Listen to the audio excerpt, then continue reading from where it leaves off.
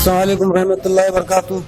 ये नया चिकन और शॉप मटन का नया आगाज ओपनिंग हुआ है सुबह। इंशाअल्लाह ताला अच्छी से अच्छी क्वालिटी है। गुल्ला बोड़ी और रेशन मॉल और आयवन शहर रोड पे नया ब्रांच ओपन होगा सो है।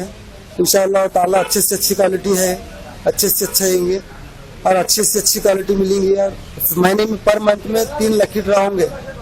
हर लकी ड्रा में एक एक ऑप्शन होगा और एक से पर जाए अच्छे अच्छे आइटम मिलेंगे। हर एक लकी ड्रा में महीने में 3 लकी ड्रा होंगे। आगे के लिए लकी ड्रा पर महीने में मंथली में 3 ऑफर दूंगे। टोकन सिस्टम होगा, 1 किलो के साथ 1 टोकन दे देंगे। टोकन हो जाएगा एक।